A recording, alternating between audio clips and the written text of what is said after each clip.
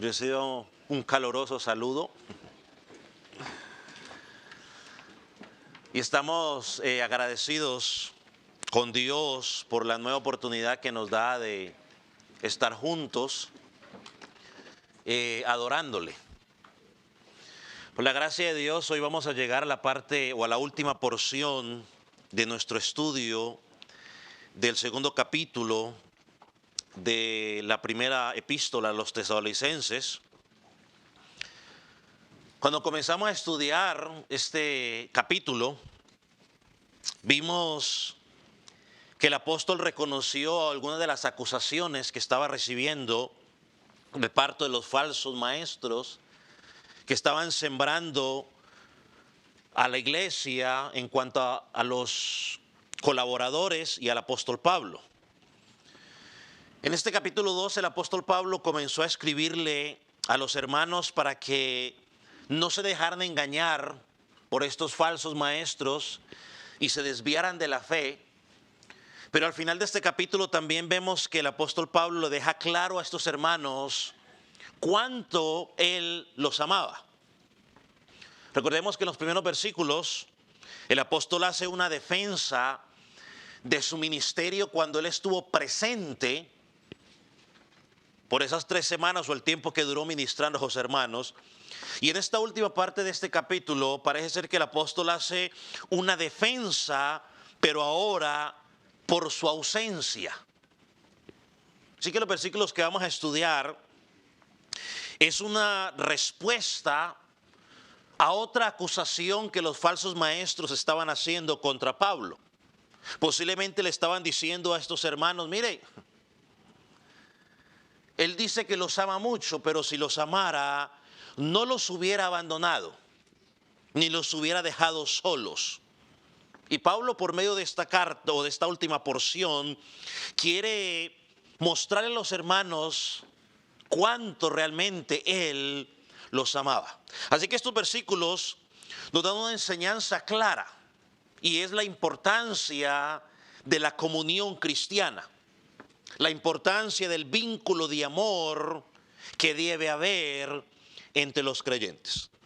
Con eso en mente, le pido que me acompañe al segundo capítulo de Primera Tesalonicenses, versículo 17 al versículo 20. Dice de la siguiente manera: pero nosotros, hermanos, separados de vosotros por un poco de tiempo, de vista, pero no de corazón, tanto más procuramos con mucho deseo ver vuestro rostro, por lo cual quisimos ir a vosotros, yo ciertamente una y otra vez, pero Satanás nos estorbó, porque ¿cuál es nuestra esperanza o gozo o corona que me gloríe? ¿No lo sois vosotros delante de nuestro Señor Jesucristo en su venida? Vosotros sois nuestra gloria y gozo. Los versículos que acabamos de leer nos hablan de ese amor entrañable o ese amor profundo que había en el corazón del apóstol Pablo, que fue derramado sobre nosotros mediante el sacrificio de Jesucristo en la cruz del Calvario. Y se espera de nosotros como iglesia, como conocedores, de que haya un vínculo de amor. Dios espera que entre los cristianos practiquemos el amor al menos por 2 razones. Primero, porque esto trae gloria y honra al Señor. Y en segundo lugar, para que podamos disfrutar de la bendición de ser parte de la iglesia de Jesucristo, ser parte de la familia de Jesucristo. Una de las cosas que notamos en estos versículos es el vínculo que había entre Pablo y los creyentes, no solo en la iglesia de Tesalónica, sino con todas las otras congregaciones que él había plantado o había ministrado. Por ejemplo, vamos a 2 de Corintios, capítulo 12, versículo 15. Quizás voy a ir un poco rápido, pero mire lo que dice: y yo con el mayor placer gastaré lo mío, y aún yo mismo me gastaré del todo por amor de vuestras almas, aunque amando más, sea amado menos. Pablo dice ahí, estoy dispuesto a gastarme a mí mismo por amor a vuestras almas. En Filipenses capítulo 1, versículo 8, encontramos una vez más el apóstol Pablo hablando de lo mismo, ya a los filipenses. Porque él dice, porque Dios es mi testigo de cómo os amo a todos vosotros en el entrañable amor de Jesucristo.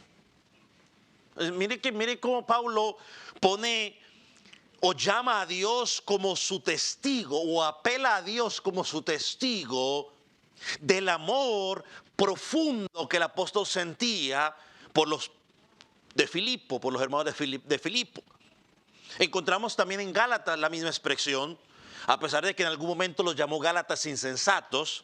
Pero miren lo que le dice a los Gálatas, el capítulo 4, versículo 16. Todos los pasajes están todos ahí cerquita, así que unas cuantas ojeaditas usted lo encuentra.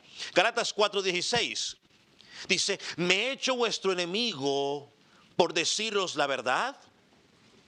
Tienen celo por vosotros, pero no para bien, sino que quieren apartaros de nosotros para que vosotros tengáis celo por ellos. Pero mire el versículo 18. Bueno es mostrar celo en lo bueno siempre y no solamente cuando estoy presente con vosotros, hijitos míos, por quienes vuelvo a sufrir dolores de parto hasta que Cristo sea formado en vosotros. Quisiera estar con vosotros ahora mismo y cambiar de tono, pues estoy perplejo en cuanto a vosotros. A pesar de que le estaba llamando la atención, Pablo le dice, sufro dolores de parto, o sea, un dolor intenso para que Cristo sea formado en ustedes. O sea, el amor de Pablo era tan bíblico, tan profundo por estos hermanos, que no podía gozarse de la injusticia y estaba dispuesto a soportar lo que fuera necesario para que Cristo fuera formado en los creyentes. Que los falsos maestros estaban acusando a Pablo y a sus colaboradores de que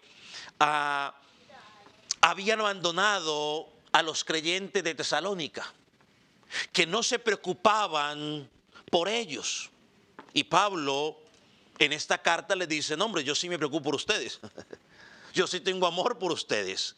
Entonces Pablo les aclara que la ausencia de Pablo en Tesalónica no era producto del deseo de Pablo, sino que la ausencia de Pablo en Tesalónica era el resultado de la persecución de los judíos que lo expulsaron de Tesalónica. Eso usted lo encuentra en Hechos capítulo 17.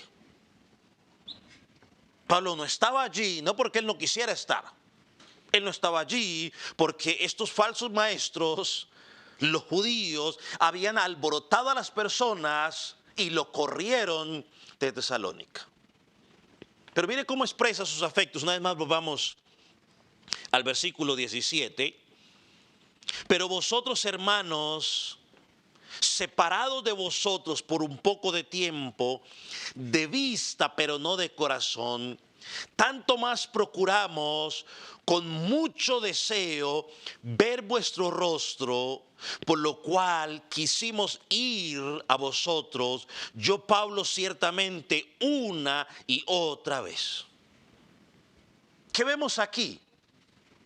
Aquí vemos una vez más un contraste entre el comportamiento de los judíos, que lo miramos en los versículos 14 al 16, y el comportamiento de Pablo y sus colaboradores, Silas y Timoteo.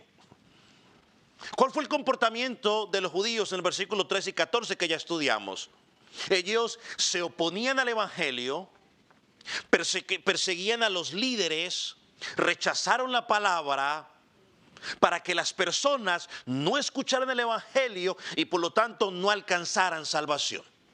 Aquí encontramos a Pablo que soporta las persecuciones, soporta los maltratos con el propósito de que estas personas puedan recibir salvación por medio del mensaje. Ahora mire cómo empieza el versículo 17.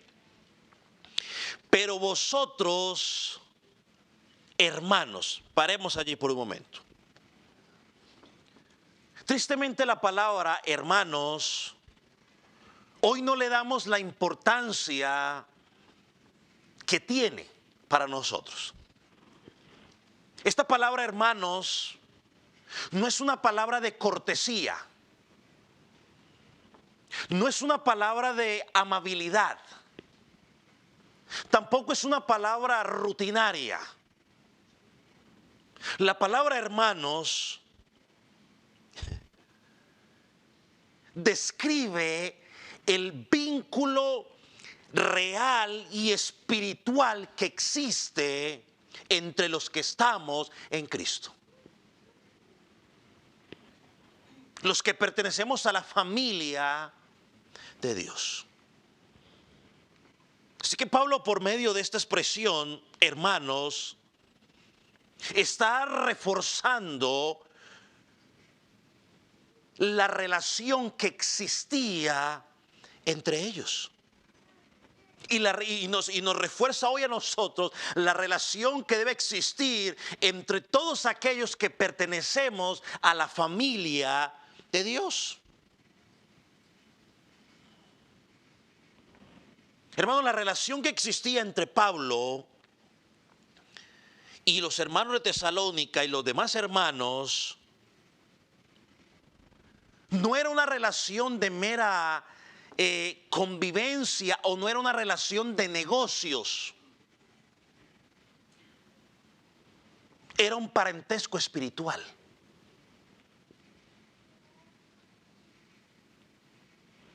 La Biblia nos describe que tú y yo somos miembros de la familia de Dios. Pablo en Efesios capítulo 4 nos dice claramente que estamos todos unidos entre sí por las coyunturas que se ayudan mutuamente. Si estamos en Cristo, tenemos una vida espiritual que nos une. No importa que mi apellido sea este o este o este o este o este, o sea de este país o de este otro país. Si estamos en Cristo, somos una familia espiritual. Eso es lo que Pablo dice aquí. No es un mero título que usamos los cristianos.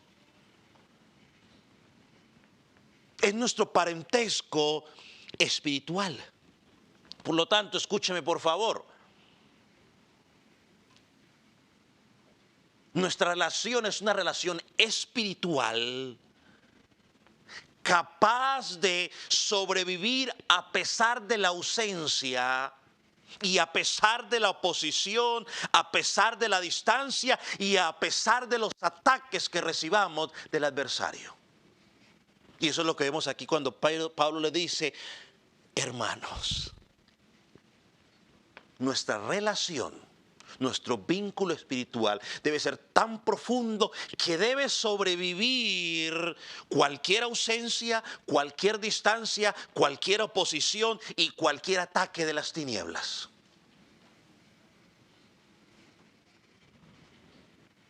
Estamos unidos entre sí por las coyunturas.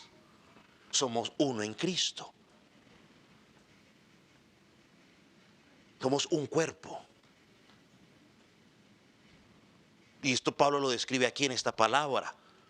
Hermanos, nuestra realidad como iglesia no debe ser diferente a la realidad de la iglesia de Tesalónica con Pablo. Ahora mire lo que sigue diciendo Pablo. Pero nosotros, hermanos, separados de vosotros.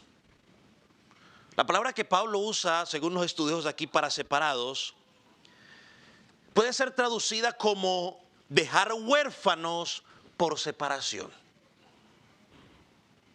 Sé que lo que Pablo está expresando aquí es que al haber sido expulsado de Tesalónica por los judíos opositores, causó un dolor intenso en el apóstol Pablo, de la misma tipo de dolor que un hijo puede sentir cuando es arrancado del lado de sus padres.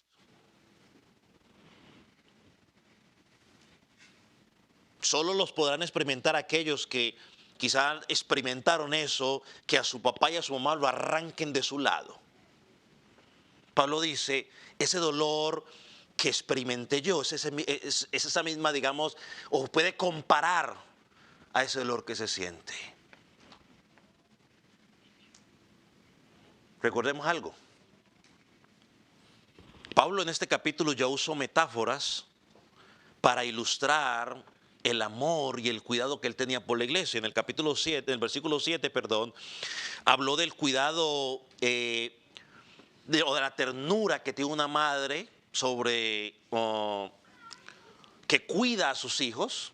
En el versículo 11 usó la figura del padre para mostrar la exhortación y la consolación que tiene el padre con sus hijos. Ahora aquí en el versículo 17 usa esa expresión de un hijo que queda huérfano cuando a sus padres los han arrancado de su lado. O sea, Pablo habla del dolor que hay en su corazón por no estar presente con esos hermanos. Mientras los otros lo acusan de abandono, él dice, yo estoy dolido porque no estoy con ustedes. Porque me corrieron básicamente. Hechos lo dice. Miren lo que sigue diciendo. Pero nosotros, hermanos, separados de vosotros por un poco de tiempo, de vista, pero no de corazón. Note que, ¿qué es lo que dice Pablo aquí? Bueno, que el vínculo de Pablo con estos hermanos iba más allá del contacto físico o de la vista física. Había un distanciamiento físico, un distanciamiento geográfico. Pablo dice allí, es por poco tiempo. Pero dice, este distanciamiento con ustedes es algo físico, pero no es emocional. Ustedes están en mi mente, en mi corazón. Es decir, mis afectos por ustedes no han cambiado a pesar de que no puedo compartir con ustedes cara a cara.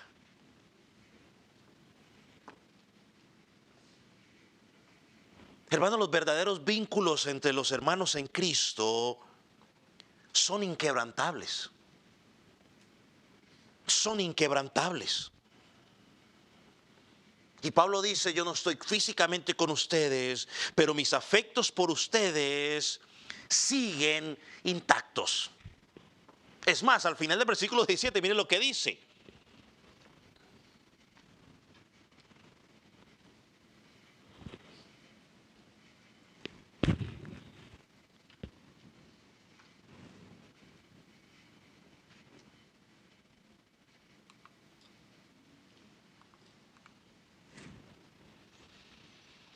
Miren lo que dice el versículo 17.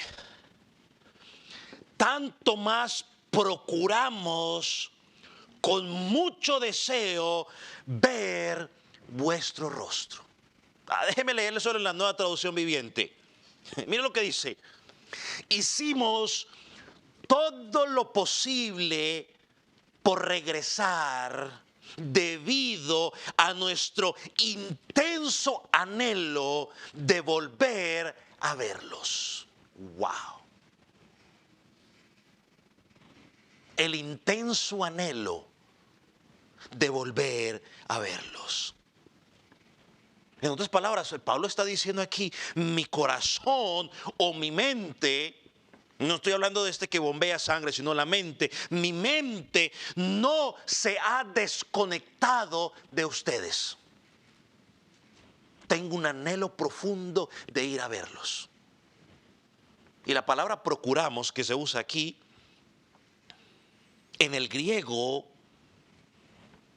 dicen los estudiosos, significa hacer todo lo posible o para procurarse activamente o esmerarse. Pablo dice, sí, yo no estoy con usted, está en mi mente, está en mi corazón, pero yo estoy haciendo todo lo que está a mi alcance para poder verlos a ustedes cara a cara. Como dice en inglés, face to face. Hermano, esta palabra nos permite ver la seriedad o la sinceridad del anhelo del corazón de Pablo, de Silas y Timoteo. Tenía un deseo profundo de volver a compartir con ellos. Pablo en otras congregaciones estuvo muchos años, en Efesio, en Corintios. Con ellos estuvo solo 3 semanas y dice, estoy deseoso de volver con ustedes.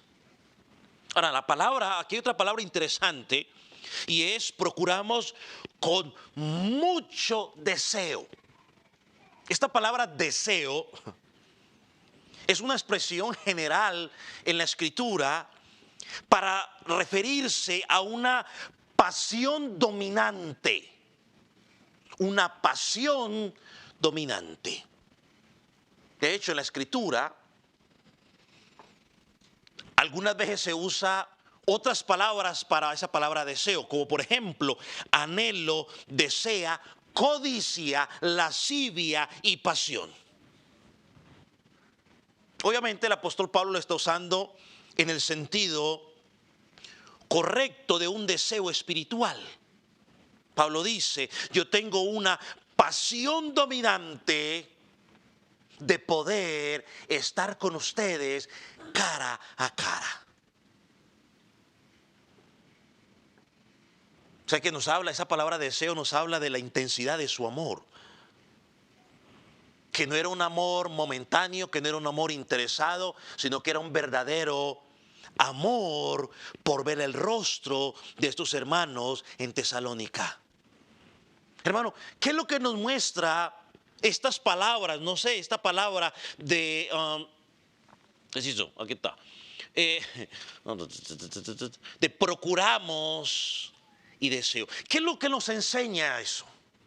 Hermano, yo entiendo que lo que me enseña es que el amor sincero entre los creyentes produce tristeza cuando nos hemos alejado de los hermanos. Pero ver su rostro de los hermanos luego de estar alejado de ellos no tiene comparación. Y eso es lo que Pablo nos expresa en esas 2 palabras, ¿no? Procurar y deseo. Cuando hay amor sincero y no estoy cerca de mi hermano, hay tristeza, hay dolor. Pero cuando hay amor sincero, desear ver a mi hermano produce una alegría profunda que no tiene comparación. Dios, y esto es simplemente recordatorio, Dios por medio de Cristo nos hizo parte de su familia para que estemos unidos. Nos creó para que disfrutáramos lo que significa tener comunión los unos con los otros. Y esta comunión entre creyentes no puede ser reemplazada por algo virtual. Por eso fue que acuerdan cuando tuvimos por muchos meses los servicios virtuales, cómo se nos hizo difícil. Porque la comunión entre hermanos no se puede reemplazar por algo virtual. No se puede.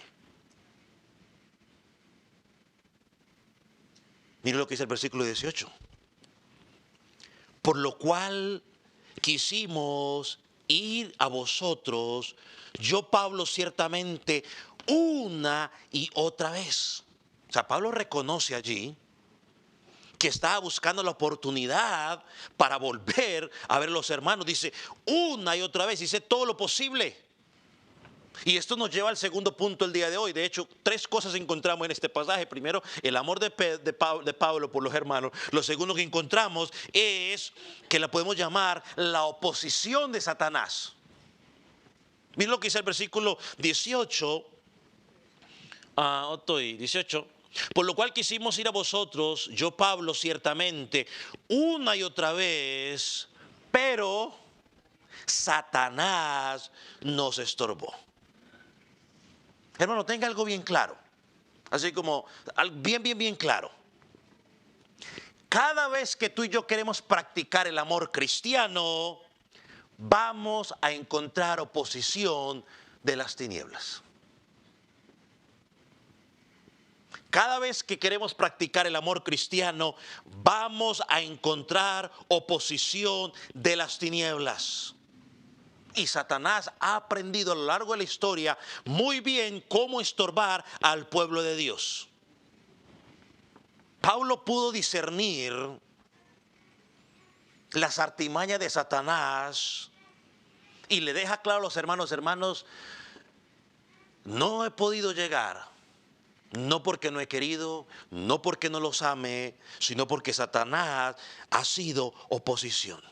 Hermano, Satanás siempre se opone a los siervos de Dios, que quieren hacer la voluntad de Dios. Aquí vemos a Pablo separado de los hermanos,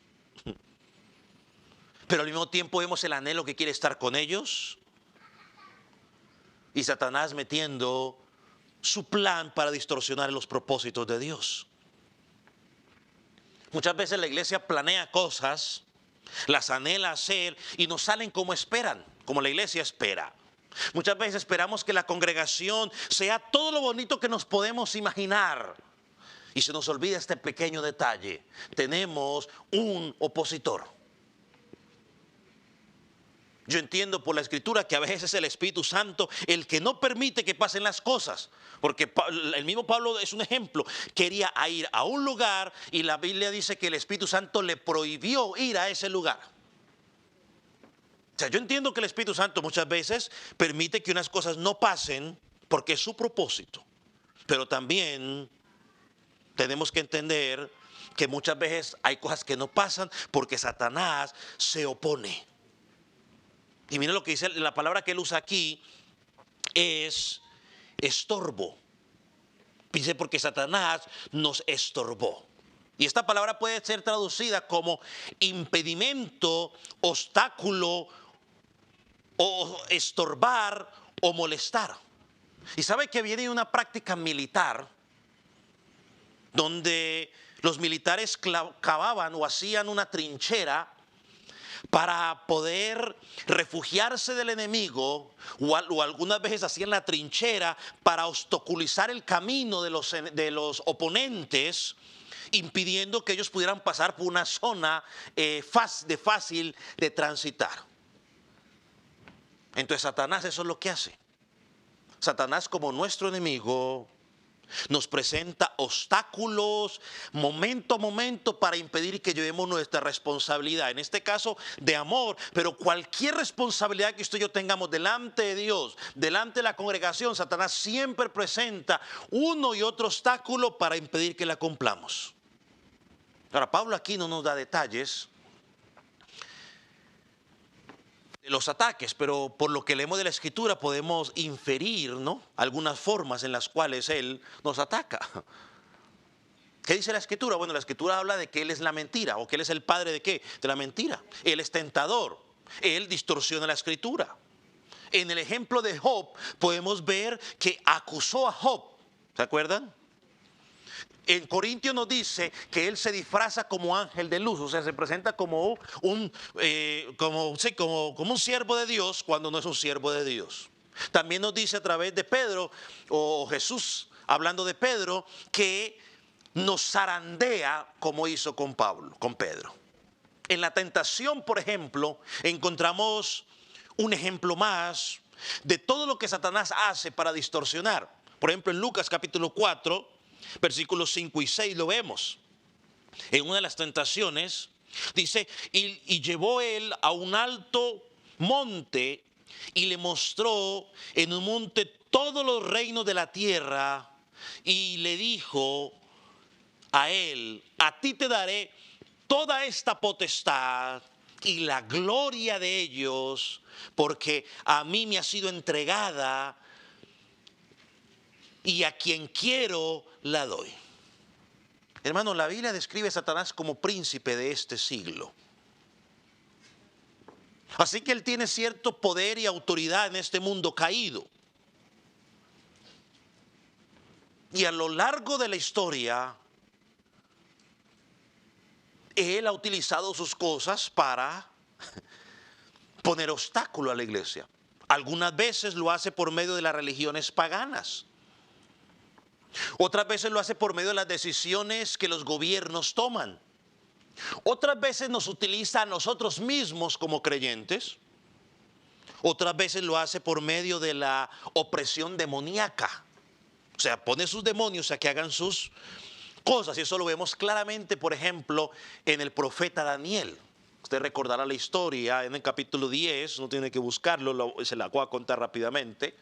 Daniel recibió una visión de parte de Dios. Daniel queda impactado por esa visión y automáticamente en oración comienza a buscar el rostro de Dios.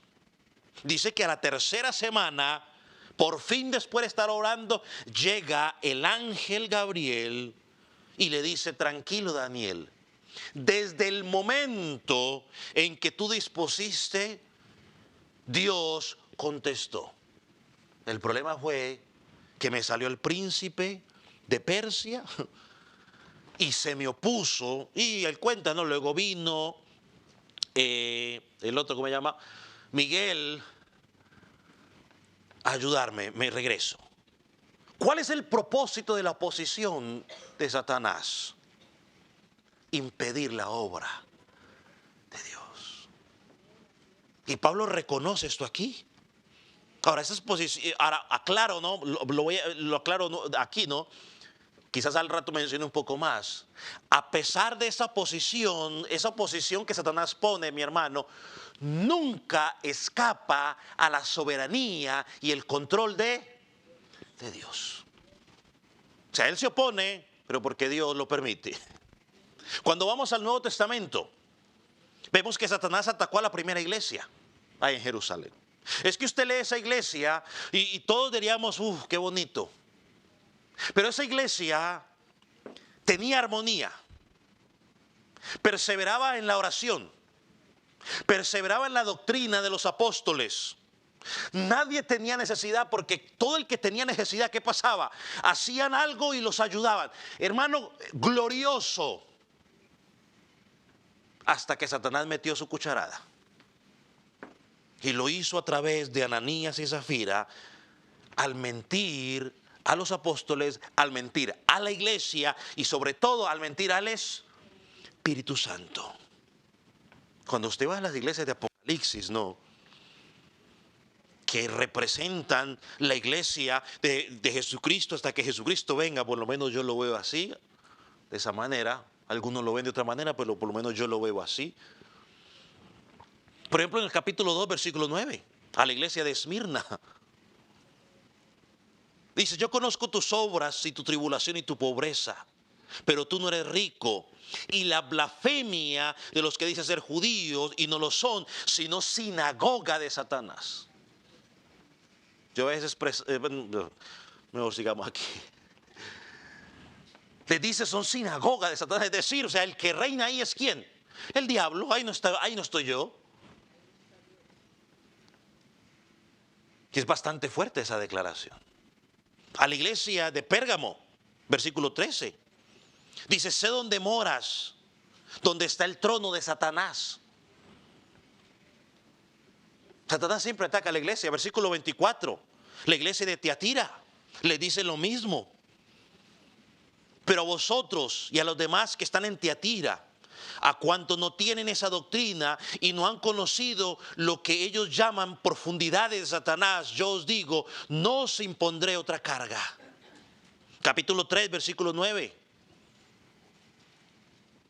He aquí, yo entrego de la sinagoga de Satanás a los que dicen ser judíos y no lo son, sino que mienten. Y así sucesivamente, mis hermanos. Satanás, de una u otra manera, trata de infiltrarse en la iglesia de Jesucristo. Se disfraza como ángel de luz, pero su propósito es dañar, distorsionar. Y Pablo lo identifica allí y la iglesia tiene que identificarlo. Y esta pelea no se pelea sino con oración, con el estudio de la palabra.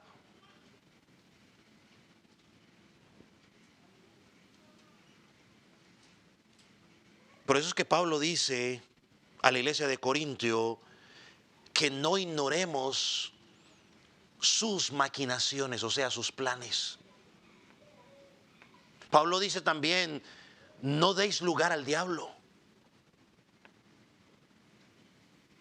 Pedro en capítulo 5, versículo 18, en primera de Pedro también, ya lo estudiamos, dice, nuestro adversario el diablo anda como león rugiente buscando a quien devorar.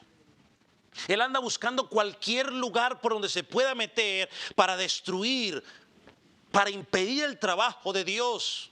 Y cada vez que el creyente se propone hacer algo para el Señor, Satanás empieza a traer cómo obstaculizarlo.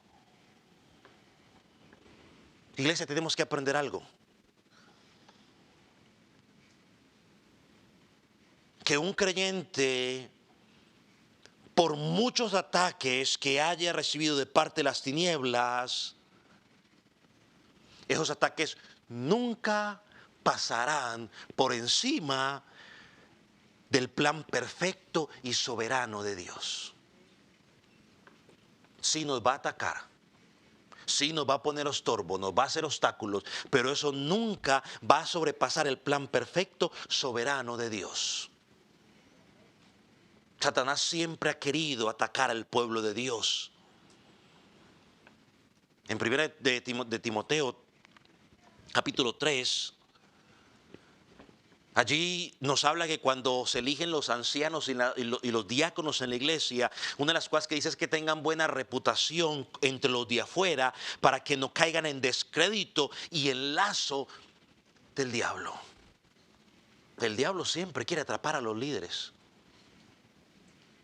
¿Por qué cree usted que hay tanto escándalo de los líderes cristianos? Tanto escándalo de dinero, tanto escándalo sexuales, tanto escándalo de drogas. Porque el atrapar al liderazgo atrapa a la iglesia. ¿Recuerda cuando fue la presencia de Dios y quería destruir a Job? Job nos describe a Job como un hombre recto y temeroso de Dios.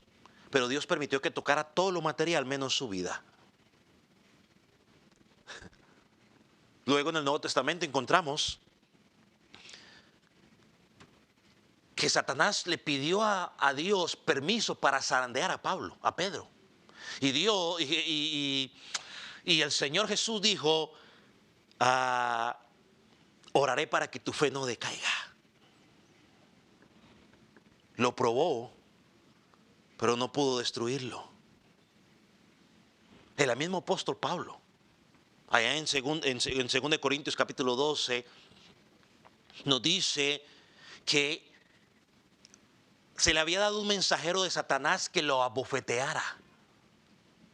Y dice que Pablo oró 3 veces para que se le quitara esa espina satánica. Pero Dios lo permitió.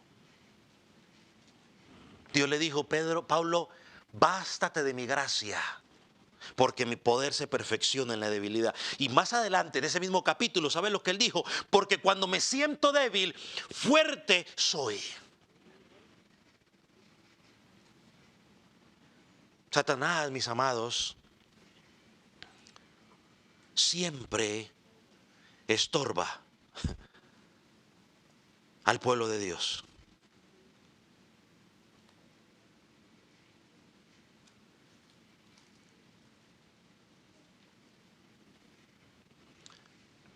Y uno se pregunta, bueno, ¿y por qué Satanás quería obstaculizar el trabajo de Pablo en esta iglesia? Bueno, porque sabía que si llegaba nuevamente allí, el crecimiento de estos hermanos iba a ser mucho más grande. Satanás aborrece el crecimiento o no quiere que las personas entiendan el Evangelio, porque cuando la gente entiende el Evangelio, la gente encuentra salvación. Por eso se opone, por eso se disfraza como ángel de luz. Ahora, pero mira algo interesante. La aplicación que podemos encontrar aquí es que Dios tiene un propósito glorioso aún en la oposición de Satanás. Ahora, si Satanás no se hubiera opuesto, si a Pablo no lo hubieran corrido de Tesalónica, Pablo no hubiera tenido la necesidad de escribir esta epístola. Ellos nunca lo hubieran recibido. Y por lo tanto, ni tú ni yo hubiéramos tenido la bendición de estudiar esta congregación y ser beneficiados o bendecidos por medio de lo que Pablo escribió a esta congregación. Toda la iglesia de Jesucristo, hasta este momento y hasta que Jesucristo venga, va a encontrar beneficio gracias a lo que Pablo escribió. Aquí una vez más se cumple lo que dice Romanos 8:28. Los que aman a Dios, todas las cosas, absolutamente todas las cosas les ayudan a bien. Ser formados conforme a la imagen de su Hijo.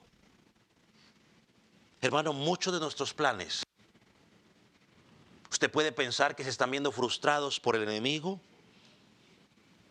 pero el plan de Dios jamás se verá frustrado. Hay que seguir confiando en Él. El propósito de Dios se va a llevar a cabo, se va a cumplir de una manera gloriosa y perfecta, aunque tenga que usar las oposiciones de Satanás.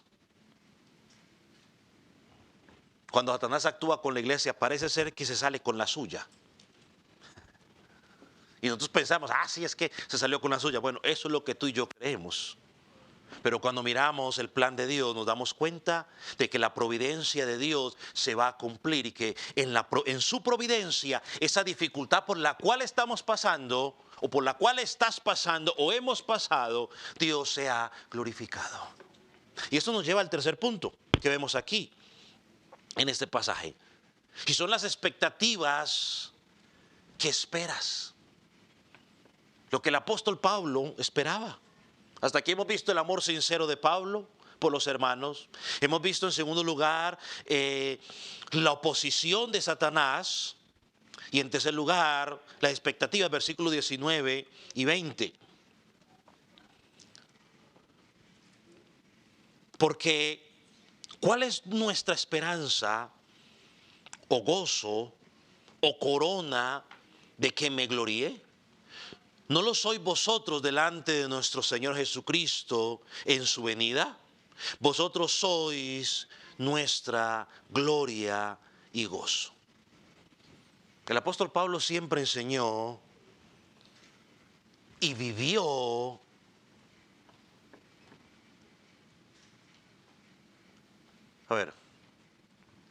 el apóstol Pablo siempre vivió y enseñó a otros a vivir a la luz del regreso de Cristo. Y usted lo puede encontrar, hay mucha referencia sobre ello. Y claramente aquí en Tesalonicenses vemos que la gloria por venir para los tesalonicenses, cuando Cristo regresara, era la motivación de Pablo para seguir predicando el Evangelio. En estos dos versículos Pablo hace dos preguntas que algunas veces las podemos llamar retóricas o reflexivas. La primera es, el versículo 19, ¿cuál es nuestra esperanza o gozo o corona de que me gloríe? La segunda, ¿no lo sois vosotros delante de nuestro Señor Jesucristo en su venida? Y él usa el término esperanza.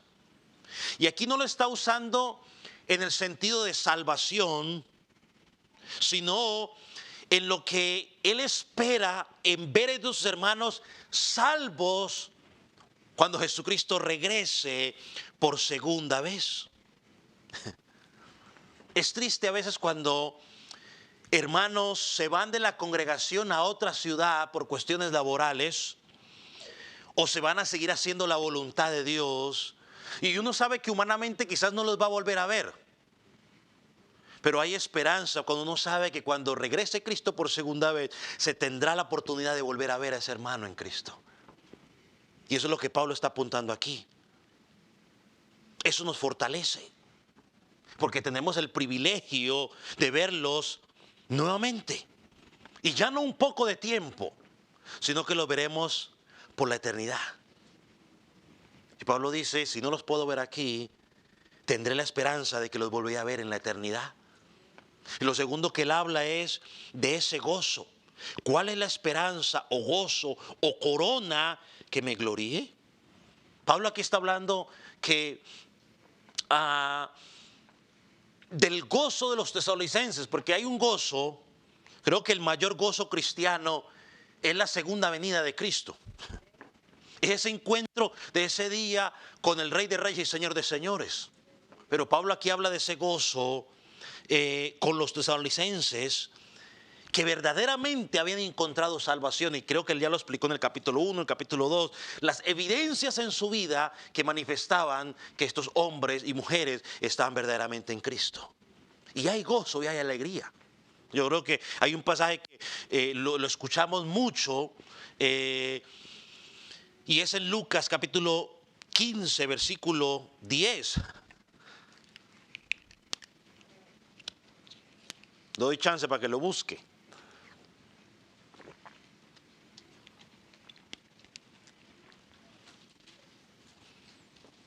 Dice, así que os digo que hay gozo delante de los ángeles de Dios por un pecador que se arrepiente. La salvación de los tesalonicenses produjo gozo. Pero ni siquiera ese gozo se puede comparar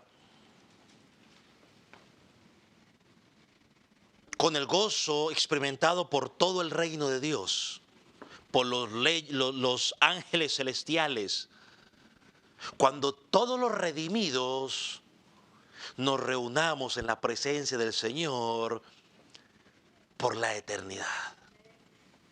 No habrá comparación. Cuando seamos presentados sin mancha y sin arruga delante del Padre, y todas las generaciones, desde Adán hasta el último, cuando Jesucristo venga, en la presencia del Señor, gozándonos eternamente y para siempre con nuestro Creador y Salvador. Nada se compara con ese gozo, con esa alegría, con esa esperanza. Creo que eso fue lo que dijo Judas, en el versículo 24, allá en la epístola corta que estudiamos también hace unos años, o meses ya. Y dice, aquel que es poderoso para guardarnos sin caída y presentarnos sin mancha delante de su gloria con gran alegría. Pablo dice, este será mi gran gozo. Y termina en el versículo 20 diciendo, vosotros sois nuestra gloria y gozo.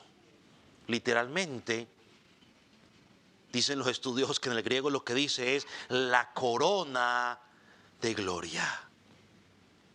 La corona era una expresión que se usaba por lo menos en dos maneras en los tiempos grecorromanos. Y la primera era para referirse, o se la ponían a los reyes, a los gobernantes de su tiempo, y la segunda era la corona que recibían los que culminaban algún evento deportivo y ganaban.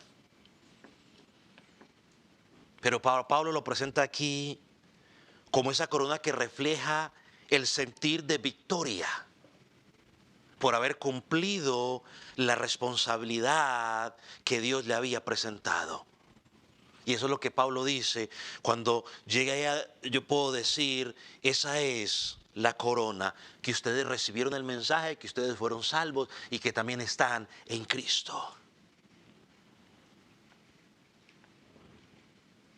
Pablo dice que cuando ustedes, los lleguen a Cristo, o Cristo venga y nos levante en gloria a todos, será la evidencia del ministerio que desarrollé mientras estuve aquí.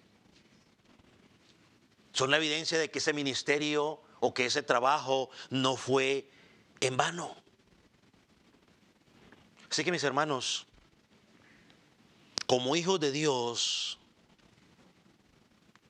debemos disfrutar del amor cristiano.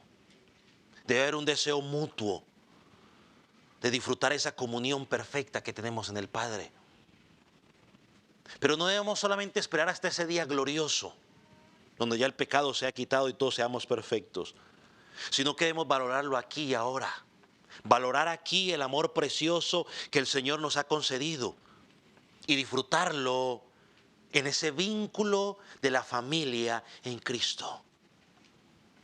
Tenemos la oportunidad de dar, tenemos la oportunidad de recibir lo que se nos fue otorgado por la obra de Jesucristo en la cruz del Calvario. Y mi oración es que Dios nos permita cada día entender, cada día disfrutar lo que significa ese amor precioso, ese amor glorioso, ese amor bonito. Un amor que el mismo Señor Jesucristo entregó a la iglesia y nos hizo uno, nos hizo su cuerpo. Vamos a orar. Ponga sobre sus pies.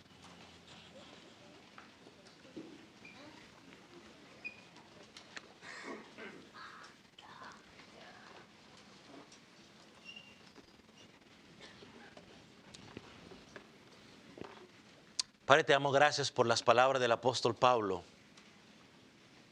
a la iglesia de Tesalónica, que hoy nos permites leer. Y te pedimos, oh Dios, que podamos tomar esas palabras y hacerlas nuestras. Señor, tenemos mucho que aprender del afecto o del amor que Pablo tenía por estos hermanos. Señor, enséñanos a mejorar en esa área.